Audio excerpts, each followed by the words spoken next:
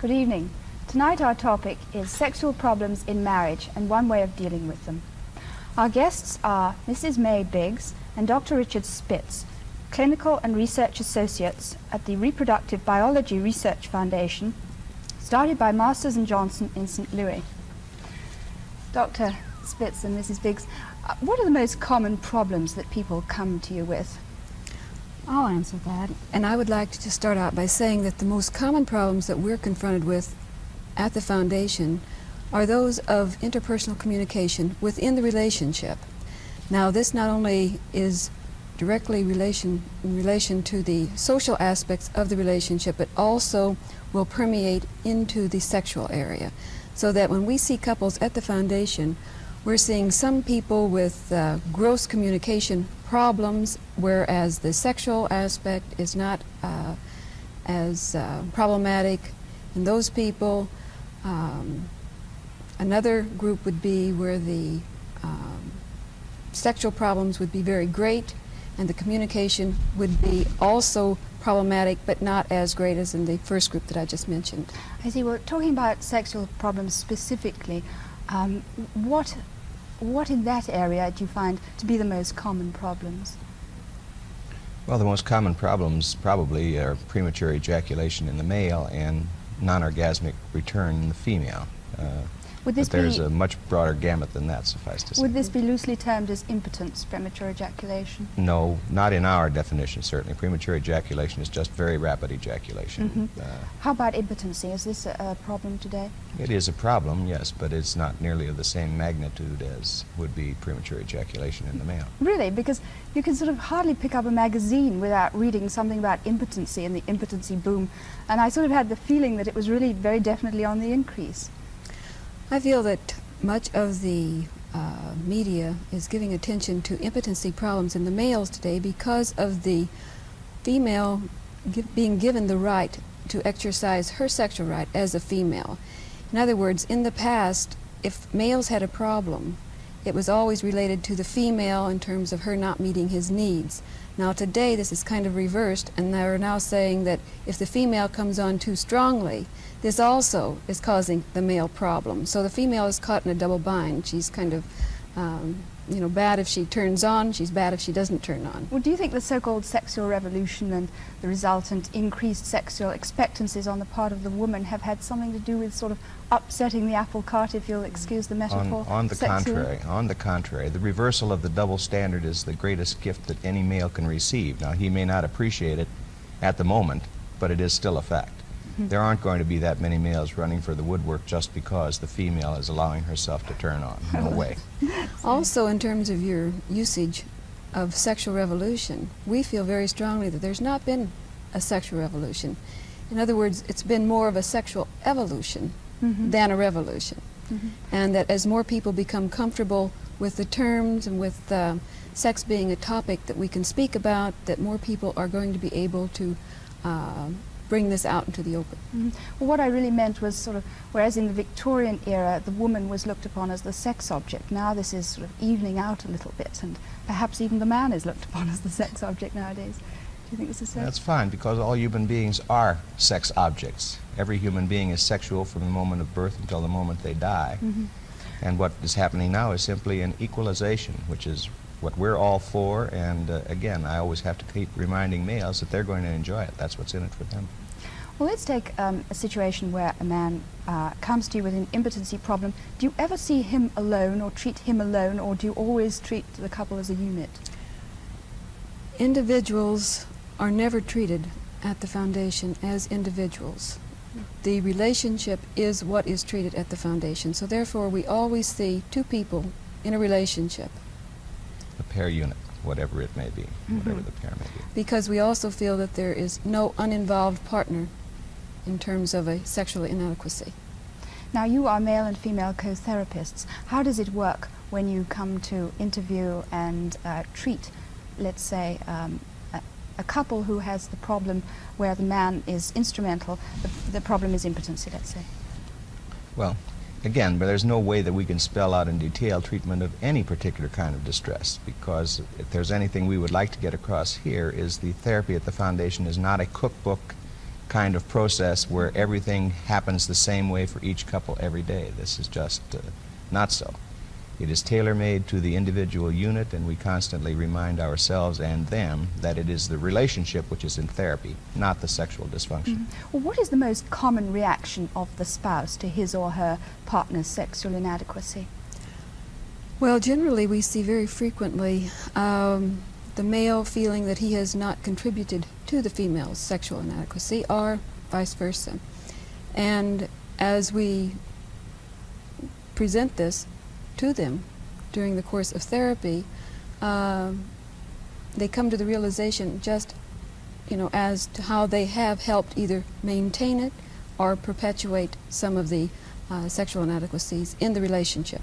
And again, we have to talk about the relationship. We can't talk about one individual or the other individual. It takes two people to make a relationship go and two to louse it up, in essence. And we always figure that it's 50-50. We never try to qualify or say it's all your fault or any balance. Well, when you're treating a relationship, do you find fear of failure to be rather common?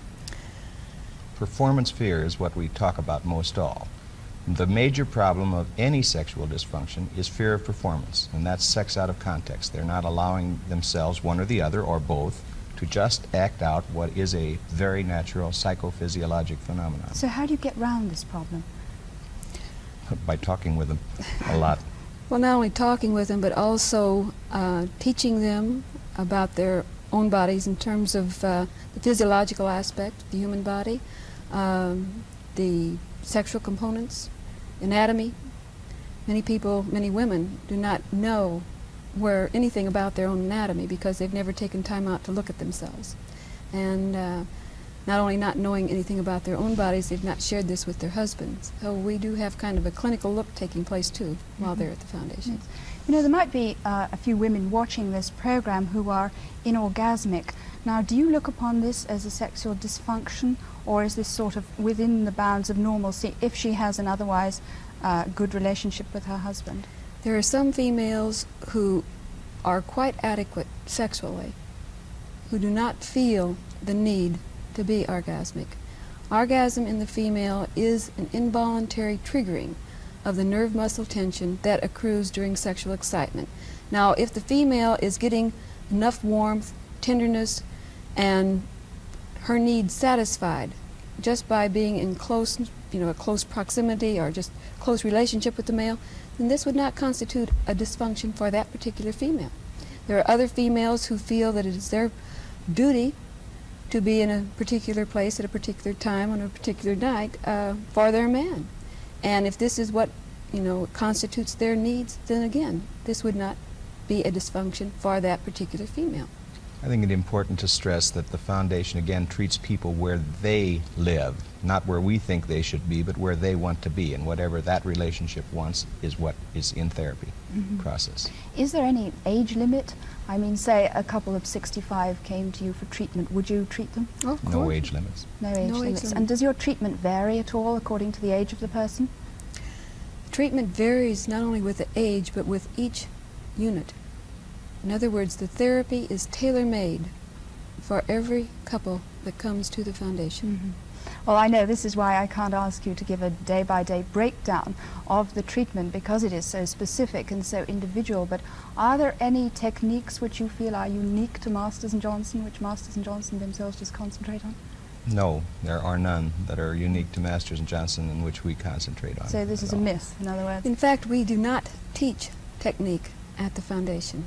If we wanted to talk about technique, I think the closest we could come would be in terms of teaching techniques of communication.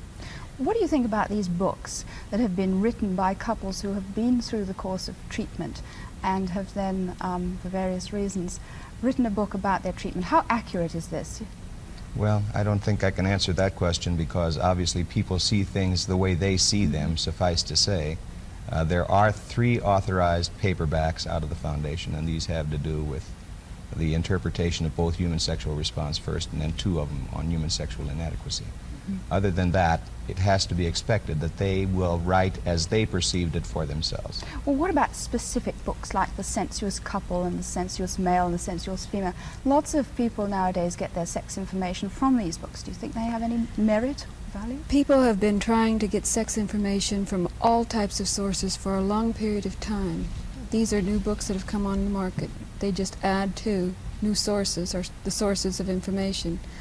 The great need that people have is to know more about themselves sexually, and also to know about others sexually. So as far as the material being available, people are going to read it. Mm-hmm. Of all the couples that come to you for treatment, what percentage do you treat, and what is your criteria for accepting people? Well, to the great extent so far, insofar as there is no gross psychopathology, which obviously we could not deal with in a 2-week intensive therapy program, then it almost becomes a first come, first served basis. Well, how do you determine whether or not there is any gross Because problem? we demand professional referral, and presumably the professional person in their home community has screened them to rule out their need for Oh, I see. So, intensive psychiatric in therapy. other words, nobody can come to you direct. That's they correct. have to be referred. What are the sources of referral? Gynecologists? Physicians of all kinds, ministers, social workers, psychologists. Marriage counselors. During the treatment process, where do the couple actually live? Well, they have a choice of a variety of hotels around, St. Louis. I see. So they're completely separate, and all the treatment goes on in the privacy of their own motel bedroom. Well, the counseling component of the day goes on at the foundation. They are never, ever under observation at the foundation. Any sensuous exchanges or sexual functioning goes on within the privacy of their own hotel apartment. Mm-hmm. Again, stressing the fact that they are never observed during the interchange of sexual activity. How long does this whole course of treatment last? The intensive phase lasts 2 weeks, where they're at they're in St. Louis for 2 weeks, coming into the foundation, 7 days a week, 14 days. Then after that, we follow them up on a continuous basis, either by letter, telephone. Sometimes, if we feel the need that they come back for a return visit, we will encourage them to do this, so that the follow-up actually is for 5 years. Mm-hmm. During this time, though, whilst they're in treatment, they're sort of cloistered, so to speak. They're in like a clinical limbo and cut off from all the stresses and demands of everyday life. What happens when they go back into everyday life? Do some of these problems reoccur? The first 2 weeks at home for every couple practically are the toughest, because they have been in their own little island of the two of them working on their marital interaction for 2 weeks, and then they go home and the male is up to paper to his nose, and the female gets involved with the kids again, and they tend to forget. And this is why our first contact with them is the first week or two after they're home, to be sure to remind them of the things that they did put into practice in St. Louis. What is your rate of success? We don't talk about success, we talk about rates of failure.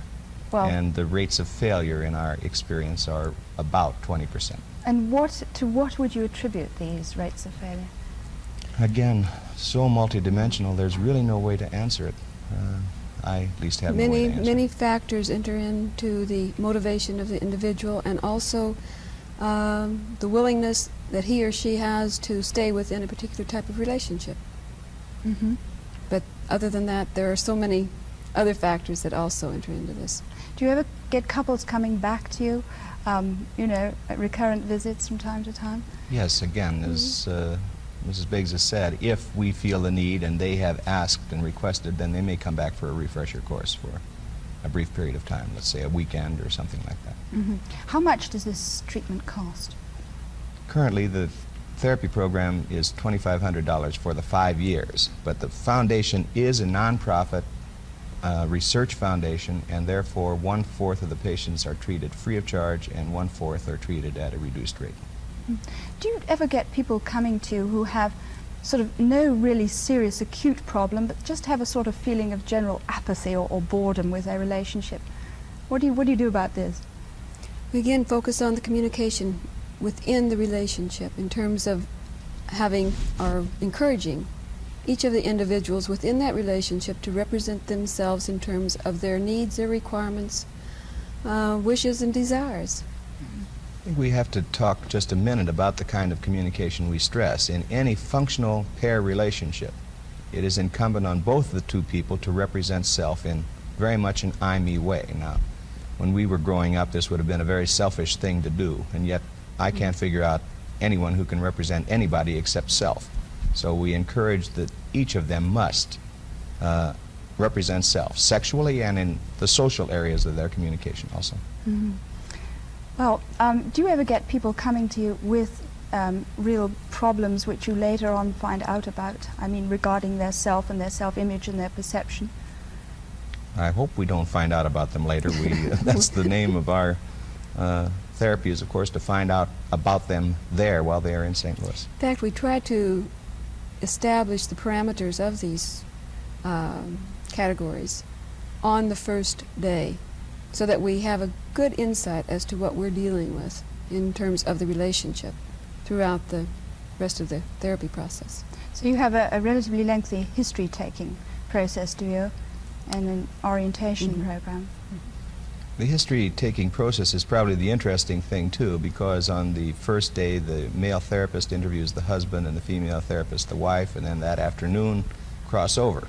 It's a little hard for a male to brag about his marks on the wall when he's talking to another man. If you were talking to a female therapist at that stage, he may well, and the converse is also true. Mm-hmm. So it's an intensive, in-depth interview. I think also I'd like to add that our population is motivationally very biased. These people come to St. Louis because they desperately want to save their marriage or make it better or whatever they want. But the motivational bias is certainly there. Do you ever get cases where you cure the so-called problem, but you don't cure the relationship, or the ills within the relationship, and they can function very nicely with somebody else, but not with each other?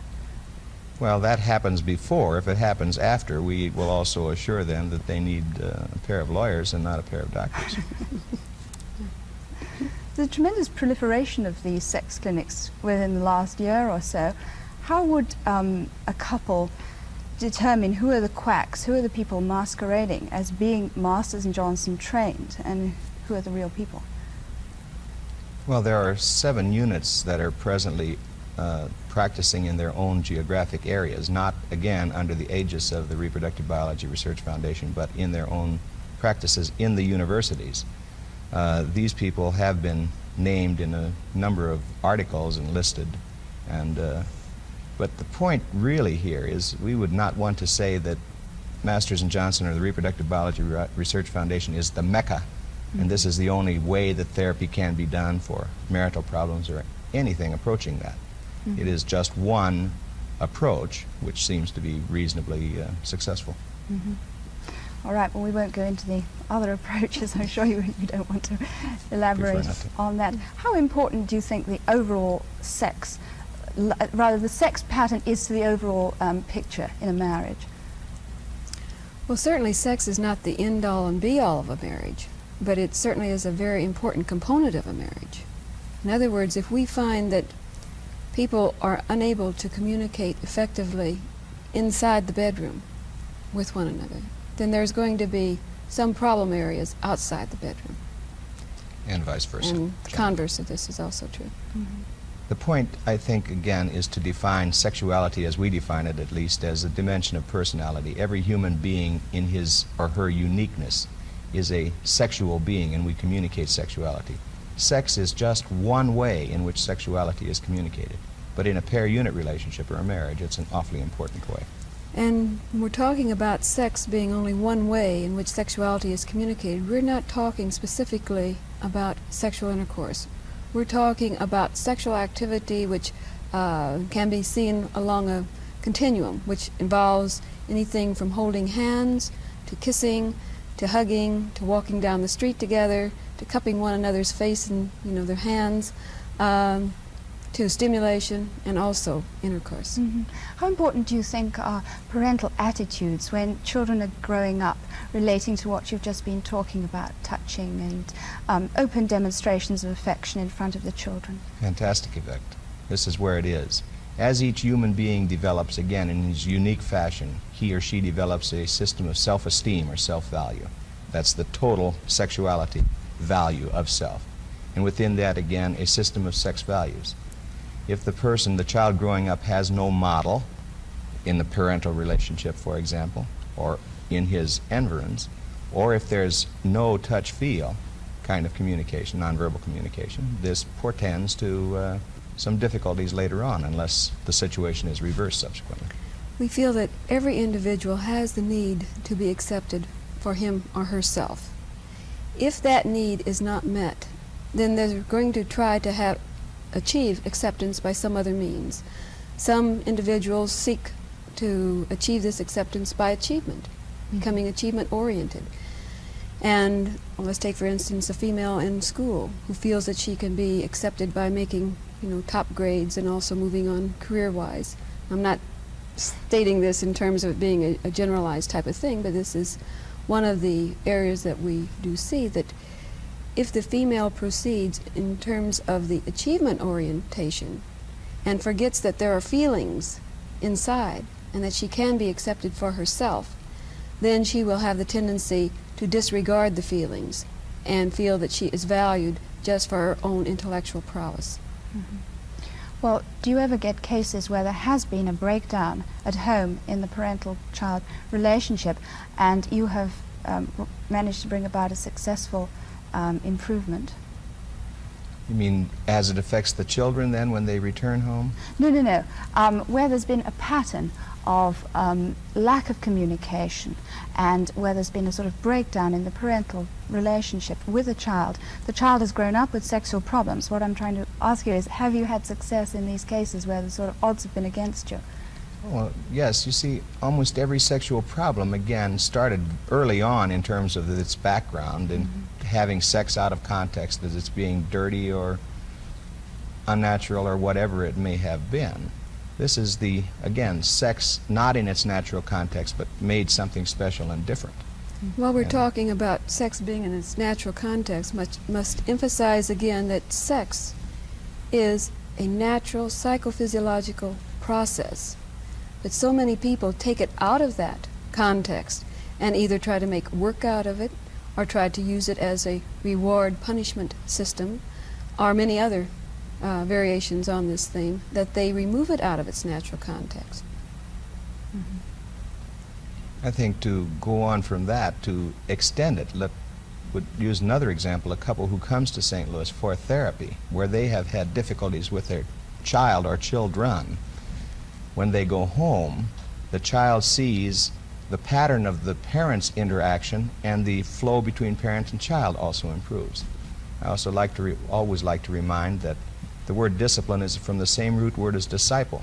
The child is in essence a follower of the authority figures, and how the authority handles it is the way the child is going to be guided and led. You said your techniques vary very much from individual to individual. Do the individual therapists' techniques vary at all?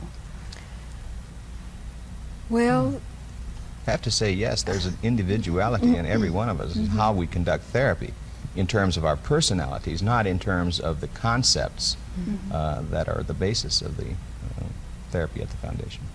How many groups of co-therapists are there? 4 groups, 8 therapists. 8 therapists. 4 females and 4 males. Supposing a couple wanted to come to you, what length of period of time would they expect to wait? I mean, do you have long waiting lists? 4 months. 4 months is an average? At the present time is the average, yes. Some, for example, an unconsummated marriage, we would take sooner. Some situation that is critical, we would try to put on a rush basis. And what would you regard as an emergency? Well, one would be an unconsummated marriage, where that's the most likely one I can think of right now. Right. Yes. Right. Or where there has been separation and divorce is threatening, and this might be a cause for more rapid time of entry. What type of contraceptive measures do couples use when they're in your clinics undergoing treatment?